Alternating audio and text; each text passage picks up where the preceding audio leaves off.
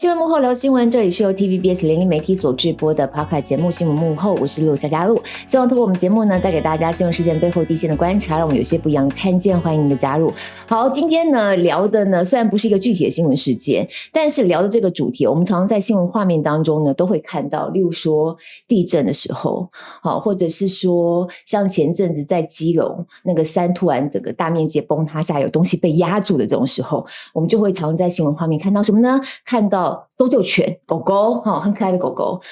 其实生活周遭可能大家应该常常也都有接触的机会。今天我们这一集特辑就特别要来让大家认识一下工作犬。好，今天现场邀请到的2位来宾都是专业的。先介绍这位是台湾工作犬发展协会的理事长关心玲兽医师。关医师你好。你好。好，另外是台湾工作犬发展协会的推广大使，大家更熟悉了，苏宗仪宗仪学姐好。露露好，各位听众朋友大家好。好，这边正式进入到我们工作犬的这个主题之前先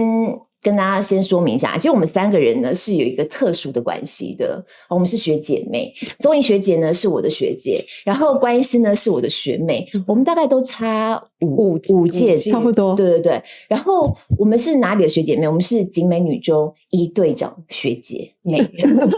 是吧？对。所以以往在我年轻的时候，看到学姐是不能坐着的。对呀，对不对？我现在在冒手汗，学姐。所以很妙的缘分呢。而且我觉得，你知道更妙的缘分是什么？你记不记得我们曾经一起上过念华姐的节目？对，那时候是军营。然后那时候我们就相认同学。对，然后那个时候我们是因为军营的关系，对，张军营，对吧？而且也是因为那一次，我跟管医师有了一次比较正式的面对面的见面，然后我的獒犬Coco 后来的相关的医疗啊检查也因此才会找到关医师进行，所以你说那个缘分是不是很特别？是因为那一次的关系。对，后来是因为一队的我们的教练，然后他当时就是因病过世之后在加护病房，对，我赶快通知学姐。对，就是中间有个过程我们有联系上，但是为了学校的事务，为了一队的事务，没有私生活的那一种连结。但是真的也是因为我们一起上了录影之后，对，所以我就学妹的兽医这个专业的身份，然后吸引到你的注意，这样。对，然后因为我的獒犬确实身份也比较特别，对，它是一个被列管的犬只嘛，因为有攻击性嘛，所以后来我觉得我不太容易找到兽医院能够为它进行详细的检查或者是治疗各方面的，所以我就跟关医师求助。所以那个时候他的身份就突然之间从小我好几届啊，看到我会有点害怕的学妹，变成了我要是医师，是的。你知道，当他在他的专业的那个很有威严，你知道吗？因为我们家狗狗也是有给他看过，我们家现在养的猫也是从他这里抱过来。我们家的接猫收养的整个过程也是都借助他的专业，所以你会发现那个身份就完全就是对，所以现在变成我们俩看到你手要冒汗了，知道吗？我们家因为你先不要讲话，你知道吗？因为我们家的猫啊，最近也是有一点状况，我就看它住院那样子，好可怜哦，泪眼汪汪这样，然后我就 po 在脸书上，立刻他打电话来耶，我这样手抖，天哪，关医师打电话来了，我现在要接，他因为我说，因为我觉得他第一次最紧张那一次，一定就是先走丢那一次啊，对，我们家那猫有走丢过，应该已经快要吓死，我吓死我也不大敢让他知道，我想说我要被骂死想不到有这原来所以说这个真的我觉得很巧妙的缘分了。对。不过我们今天主要讲的是工作犬，它应该又是很在对，在相关领域当中又是特别专门的一只嘛。对，我其实一开始跟工作犬认识是警犬队，然后一开始我真的也对工作犬就是仅止于比如说看电视节目啊，或是就是一直停在921有搜救犬，或者在新闻画面当中看到的那种，根本对他们日常生活是不熟的。然后是真的一次就是有一个 case， 就是警犬他在他的领犬员不在的时候，可能爸爸不在，他很焦虑，他就玩那个碗架，咬一咬之后他就把那个螺丝吞下去。吞下去之后，那你就想早期一定是要开刀，对，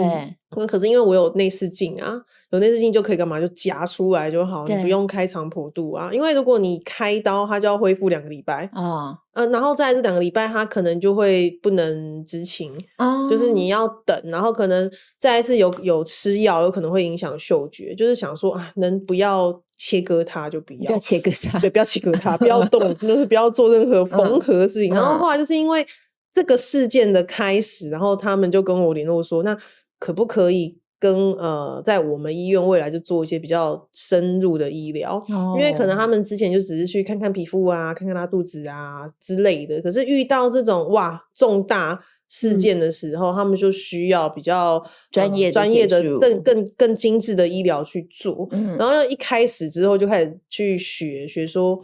这是警犬，那你有什么工作原来他们还有分就是弃毒是弃毒然后那国外的警犬是还多一个工作是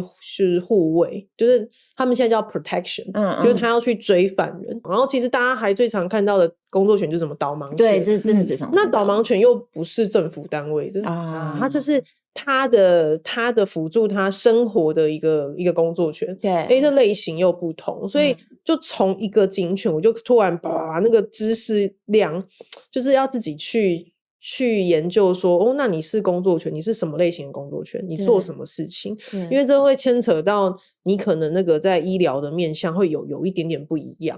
那怎么样你想要做一个协会啊就是因为这些时间太多了也应该你很忙没有时间很多就是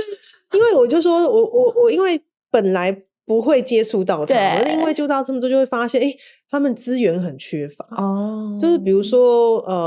他们如果要医疗的时候可是他们有一些知识的部分是他们都没听过然后我就很意外说你们是领犬员可是你不知道这个观念那你就想说好像需要帮你们上课那一开始当然是可能只对我服务的那个单位去教课可是你会觉得那这样代表一定不是只有你们不懂全台湾这么多犬队那怎么办所以我就想说那好吧那不然我就成立一个协会我不要叫学会我叫协会是因为我这样可以再更广的做一些事情你怎么会这么有强烈的热忱跟使命因为这个就是这个逻辑如果这只动物的照顾者他的医疗知识不够那他就会生病那我不想要他生不必要的病啊我是不是干脆让他的照顾者可以有更多的知识那我刚刚在讲那个咬笼子那个咬碗架吃了一个螺丝进去的那一只那这个的事情的逻辑就是他爸爸不在他很焦虑那他很焦虑可能没有人发现那我们就或许以后我们就阻断这件事情啊如果他爸爸要放假没有办法带他或是下一步就是要像国外一样这个领犬跟他的伙伴就是应该一起上下班的他就不要被关在 kennel 里面啊他不应该被关在里面的那可是因为台湾现在的现行制度是在有一些单位他工作犬甚至像军犬就像是一个工具他就是待在kennel 就是犬舍里可是其实在国外就是他就是跟着这个领犬他就是我养的啦对他就是我养的他其实就是也是个 pet 对他跟着他上下班那会有这个问题他就不会有这个问题啊对那钟怡学姐你虽然先前养狗然后现在也很有爱心养了好多只猫变成猫咪的叫接猫的先讲接猫的中途之家等于是那又怎么会对这个工作犬特别有心思然后想要来帮助推广这样子养过啊你养过工作犬吗？獒犬是护卫犬如果我们这样界定它的话我其实是因为Coco 就是我那只獒犬的关系然后跟关医师之间开始建立一个比较紧密的互动嘛然后后来我的狗狗走了然后后来就变成一群接猫来了我就展开了接猫的结扎送养然后就你讲的有点类中途然后我自己也收编了5只现在在家里好热闹然后就感觉好像我离狗狗的世界就比较远了因为现在这一群猫的关系可是因为我们私下我会跟关医师聊天所以我那时候就觉得他好忙哦就是我常常要就诊的时候我就看他的班表我就说哇学妹你的休息时间都很少他就说没有学姐那一天我在南投我要去山区我说什么我说你为什么要去学什么垂降什么他说因为我在做工作犬的相关的训练跟什么我说等一下，我说这是什么？所以我就很想知道好奇他到底，而且我跟你有一样的疑问，就是你怎么有那么多时间？对呀就是时间管理大师，就是他的休假，就是他在就是动物医院里面的休假，我们看到的那个休，对，他全部都投入在他刚刚讲的这些东西，不是在上课，就是往山区的路上，然后不然就是在做什么。然后我就觉得哇，他真的有很高的理想，对。然后我就在想说，我也很认同，然后我又觉得。我也那么爱狗的人，如果我可以做些什么，我也很愿意。所以那时候他有在讲说，他们其实筹办了这个协会之后，他其实包括了，他也很需要有外界的共同加入。例如说，我知道有很多医生也加入了他的体系里面，也很多兽医师，对，然后也有行为学兽医师，对的。我就听了之后，我就觉得。关医师，那你觉得我可以帮忙做什么？所以其实我们是从去年底开始，已经超过半年嘞。所以我觉得关医师那时候就提到说如果他成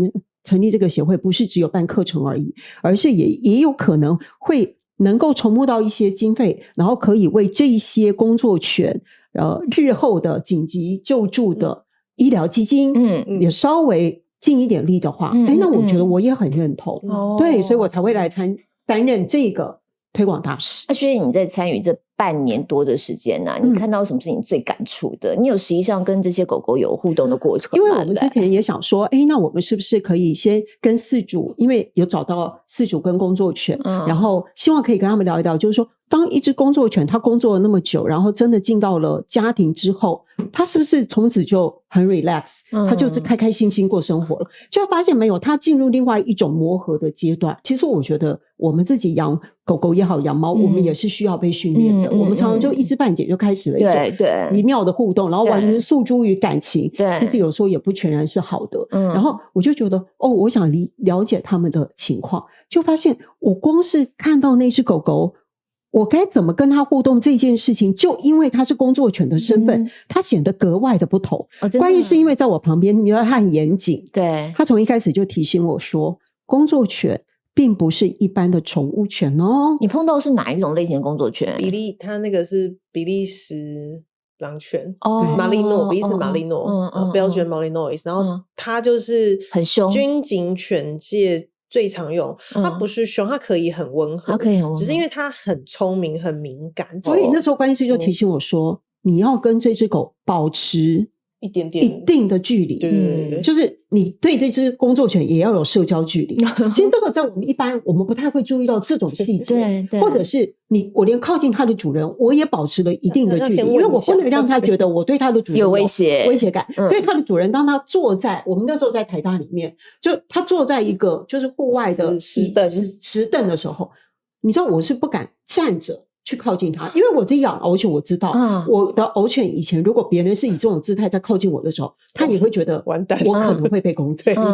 但是那你要怎么办？那我那时候就想说，我就一直问关医说，请问一下多少的距离算够？我的高度这样可以吗？对啊，我的身高这样子，我要蹲下来吗？还是怎么样吗？我确实中间我就真的是蹲下来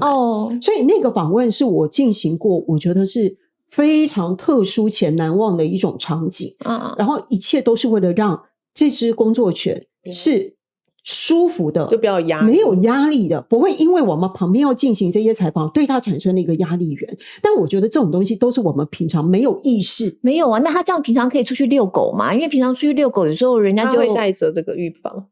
他就要带着，他就会带好，他已经很习惯，就是他有训练他的习惯。所以在照顾上面大家也都有一个 SOP， 要遛狗应该要怎么做。这个并不是所有工作犬这样，只是针对可能有一些特质的退休工作犬，我们就要给他不同的一些建议。所以觉得你上次碰到的那个是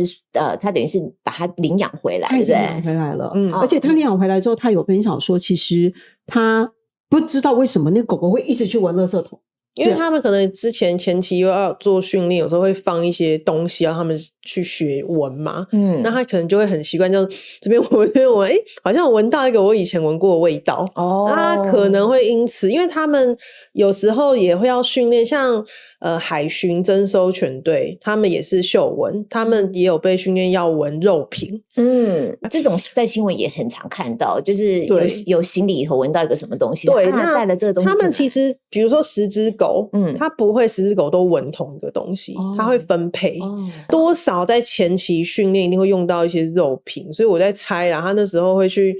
闻垃圾桶是习惯了，以前就是他的生活就是每天就是可能要去训练啊，他就会这边闻闻这边闻闻他，然后闻闻就吃了一个泡面的袋子然后就来开刀了那个就真的拿不出来。然后那是我也是第一次知道，因为我们都习惯知道德国狼犬，对，德国狼犬，但我不知道有比利时狼犬，说实话，我觉得知识库有限，对。然后我就说那位饲主有在跟我聊说，他也是因为他收养了这一只的工作犬之后，他才会去研究说，那请问比利时狼犬它有没有一些好发疾病啊？当他服役了这么久之后，然后因为他的工作性质，他是不是有哪些地方特别容易产生后遗症等等的？可是他觉得这些东西，因为关医师他们办的讲座，让他收获很多，然后让他觉得没那么害怕，因为我觉得人都是这样，我为了爱去做了一件事之后，有可能我后面才慢慢的没错去真正面临到真实是什么。没错，对，我们就是也养毛小孩也是这样的。然后还有让我觉得最感触也是最伤心的其实我不太敢讲这一段怎么呢？我很怕讲 idol。 你讲啦，他 OK 的，他只要不要露脸就好，他 OK 的，他可以分享就是因为关医师的关系，然后我去年就是知道发展协会，然后他们就办了一个餐会的时候，我就一起去了，然后当场我们就有见到爱豆，他的饲主他是一只德国狼犬，对，他就是德国狼犬然后我看到他的时候，我觉得他状态也还不错，可是关医师才告诉我说他在做化疗，我当下就很惊呆我就想说他多大年纪啊？8到9那也还可以耶对，你说他特别老吗？他也不到那个年纪，也不到那么老，对对对，然后他就跟我说他在做化疗，然后我就看了饲主，他的饲主就是一个我们平常可能就会遇到的小女生上班族如果我们称有小资女也可以，对不对啊？我们习惯这么形容的话，然后他就是因为爱狗，他收养了他之后，就发现他的身体开始有一些不对劲的状况，然后关医师那时候特别警觉，要他去做了一些检查之后，才发现他得了癌症。哎呦，然后你知道毛小孩的治疗费用其实很可怕，他没有健保，他没有什么医疗保险什么的，所以那一次的费用都可能会就是完全就是一个上班族1个月的薪水都有可能，甚至于更多。进去医院一次大概就要1万多，就是问题是你不是只是去一次，对。然后我那时候在想说，哇，他在做化疗，可是我看到饲主的时候，我并没有感觉到他因为这只狗给他带来了这一些经济上的压力而愁眉苦脸，他没有，他就是你就会觉得他还在一直希望为这只狗付出更多的爱的感觉。我那个当下，你知道，我真的百感交集，我就觉得哇，那台湾工作犬发展协会真的好值得，而且好必要。就是关医师其实在医疗过程当中也给予了最大的帮忙，当然不能说是免费的医疗，但我觉得他已经尽他个人能够去掌握到的资源，希望可以帮助到他。而且我看一下我银行户头还够不够后来爱豆就真的走了。然后我有看到他的主人就是因为他有他有专属的粉专，他在粉专分享的就是最后他们一起去旅行，去到日月潭什么的，其实就那天啦。那天离开的对我觉得养宠物真的就是大家冷静但我觉得这样我能够理解，因为老实说我们曾经有接触过导盲犬的，就是退役导盲犬要把它领养回来嘛。然后有一段时间我们家里头我爸妈我爸就想要领养一只狗狗，想要养一只狗狗。那因为我们有因缘际会接触到有一只像这样的狗狗，然后领养它的是一对年轻夫妻的样子，很乖，因为尤其是导盲犬一定是安静的，对，然后稳的，然后很受控的，拉拉，然后很乖，就对了。那时候他还陪我们家老三跑步，因为我们是在一个跑步的场合认识的。然后我想说，很适合感觉起来，如果放在家里跟老人家，因为对我们来说，我们就想说有一只狗狗，我爸可以出去遛，就是逼着他一定要出去散步这样子。结果没想到过来我们家评估的那个过程啊，其实是蛮仔细的。是的。那虽然我们家有老人家，可是我们家也有我妹妹跟他们一起住，我就想有个年轻人应该也还好，可是后来我们家评估也是没有过，他就是讲这个讲那个，反正就觉得我们不适合就对了啦。一度有想要养在我们家，后来发现有猫是不行的，所以我就想，但因为我们家小孩也很想要养狗，我就想说那养在外婆家，因为离我们家也很近，然后小孩也可以过去帮忙的看顾着。但 anyway 我们就没有过关就对了啦。我那时候有点对对，因为不理解会有人说为什么不选我？我觉得我们哪里不 qualify？ 我们其实家里人口虽然是以陪伴老人家为主，但是人口很多，也有年轻人口，然后大家都可以分摊照顾啊。然后他们好像是担心说，因为是大拉拉嘛，怕你们也是年纪大，觉得要搬上搬下，到时候没办法什么的。其实我觉得很细心对啊，所以我怕变成你们的负担。对，其实真正创起来，虽然说是因为景群，可是我真的那一年加速动作是一个事件。我就还是想讲一下，其实是太鲁阁列车出轨事件。我那一年还在筹备，太鲁阁列车出轨是4月3号吧。然后那当然是有一位认识的朋友，也不算认识朋友的员工，他在那台车上。然后因为他知道我有在接触警犬跟搜救犬，然后他就跟我说他员工在车上。我说第几节？第8节。我说就是最严重的2节。对，我说好，然后我就听到我就很紧张，然后我说你把资料全部给我，然后我就赶快给就是相关的单位，就是他们真的要去出发去找。然后我说你那个位置知道是哪一个位？他说知道，他说他那个车票是谁姐夫买的，所以他们都知道是坐哪一个位置。然后那当然后来结果就是没有预期说对，然后那时候我就有一个闪过去想说，我就动作太慢了。不然我应该已经可能或许会跟搜救队他们出去。应该我可以在现场，不管是不是搜索人员，我不能进去，但是至少搜救犬在那个列车上很辛苦的时候，我们可以在旁边。对啊。然后所以这个事件完，其实我那个不是成立什么会要有什么发起人，我其实都已经准备好。我还没有寄内政部，因为太忙。就这件事情，所以你说我太忙，怎么还可以做？我从那个事情发生之后，我的人生里没有讲太忙这2个字。我再也不想讲，我把太忙拿掉。就是没有太忙而不能做，只有你有没有安排。对，我就把这件好了，有睡觉。对啊，然后我就还是要给自己一点余裕。我就4月这个事情一结束，我就赶快把件送出去。我6月就拿到那个审核关第一关，就是你过了，你可以成立，然后就接下来就马上我就9月就办成立大会。然后那一年的12月圣诞节后一天，我就办一场认养工作犬的讲座。然后就是因为那时候知道他们要送养，我说哎呀等一下你要送养，我们办一个课好不好？我先不管是不是他是这里面的人要认养你的狗，但是这件事情因为你们到时候一曝光，新闻一上，大家会对认养工作犬有一个憧憬。可是就是我担心是说，我不想看你们没有预备好的状况之下，对，我不想看你们难过，因为你们可能都没有准备好说这只狗到你们家其实可能不到5年你就要送它离开。这真超难过。对啊，因为平均退役都8岁或10岁啊。他就进老年生活。对啊，你就是退休生活。那如果你没有心理准备，你可能5年内他会开始生病。你可能要抬他，你可能要准备庞大医疗费10万到20万起跳。就 Are you ready？你准备好了吗？所以如果你没有预期这件事情，如果你把它想得很美好啊，我们家有只狗可以陪伴这边oh no 等一下我们来让你们看一下工作犬它在训练过程到它走的时候会变成什么样子。就是要先想清楚。不是不让你们认养，是你准备好再来做这个动作，不然可能2方都会受伤。我觉得那我不想看到你们难过或是有跳不出来的这个情况发生。他真的是很严格的要你自己给自己打分数。我怎么说，就是我家现在有5只睫毛。他那时候就一直提醒我说，学姐你要想想你现在的年纪。有那么大吧？我没有讲，不是你说你要想说你这5只猫他们如果年纪相仿，他们是一起老，然后等到他们开始猫咪普遍要生病，然后要可能半年就要一次健康检查，然后它一定有相关的支出等等等等，是你几岁的时候。你觉得你那个时候真的，他就说你要想说等到你60、70岁的时候，然后这些猫也都老了，然后你跟姐夫2个人你们能不能够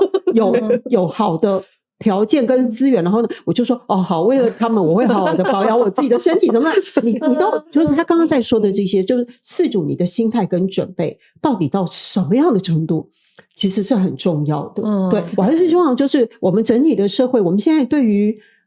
毛小孩的爱。就是你会觉得都到最后好像都要满出来了，就是大家都家里都有伴侣都可是我们更应该也要能够把目光注意到这一群，他们在最年轻最有体力的时候，他都在保护我们或为我们服务的这一些工作权。好，捐款专线那个选物是什么公益的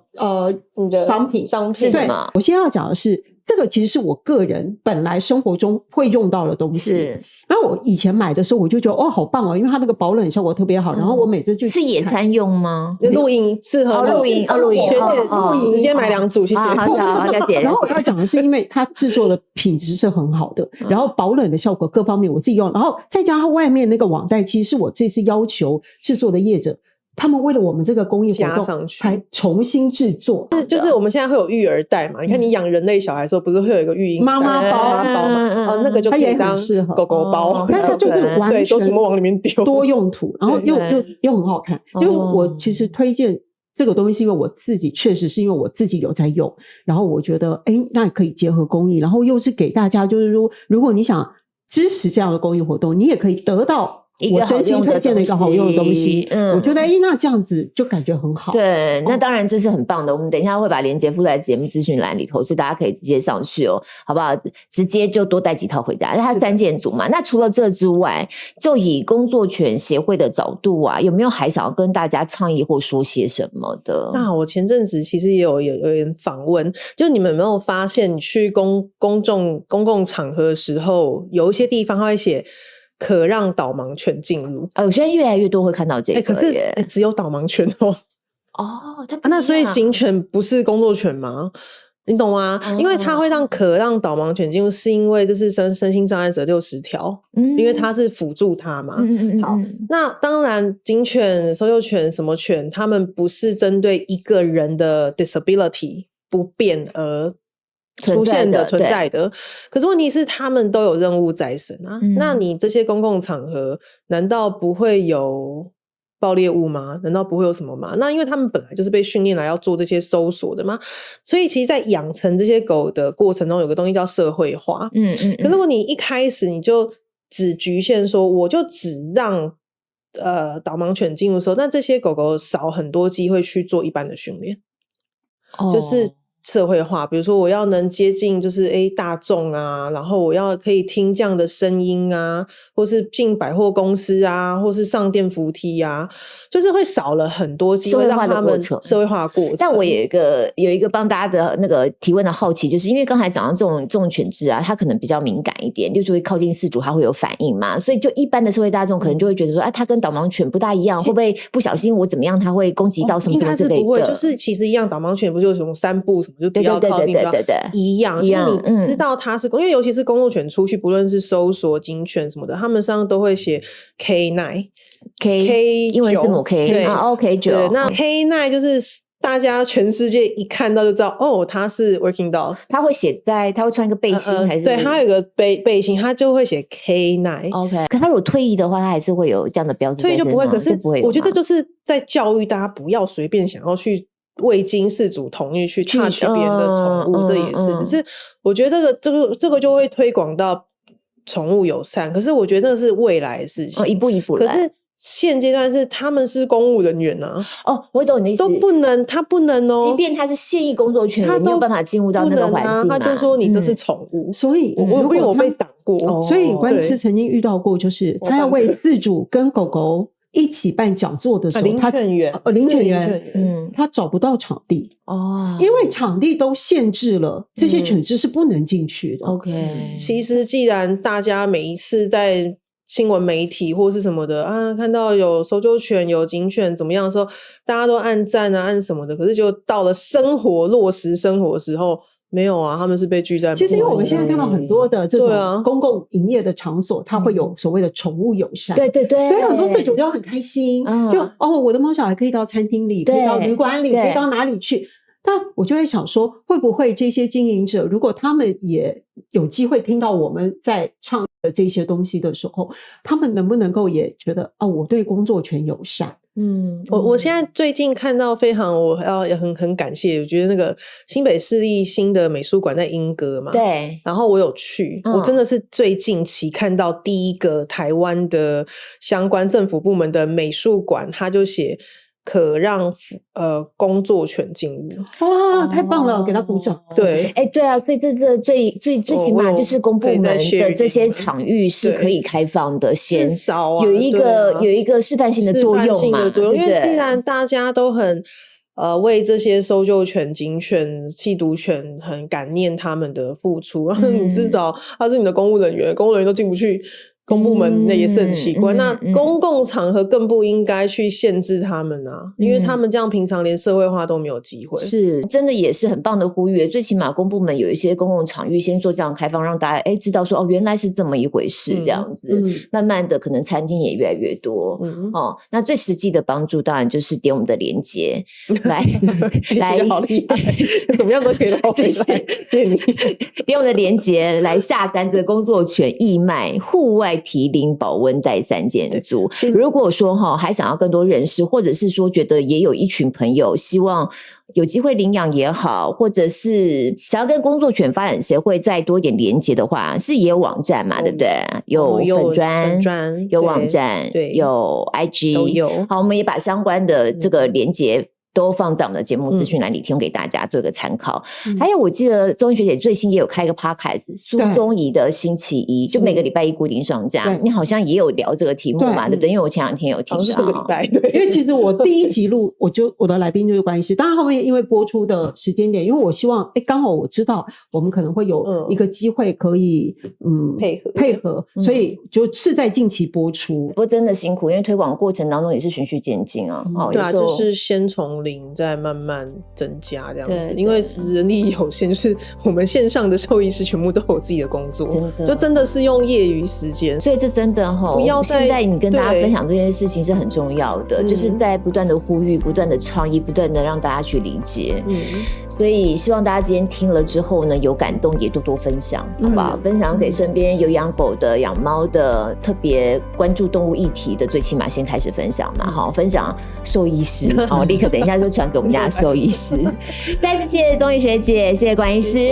新闻幕后聊新闻，听那些看不到的故事，现在各大平台都可以听到我们的节目，希望我们用这样的方式来聊新闻，欢迎订阅、分享，并且给我们5星评价。有任何想要回馈的想法，也可以呢加入这个 T Radio 的粉专跟 IG。可以留言给我们哦。那感谢大家的收听，我们就礼拜5空中再会，拜拜，谢谢。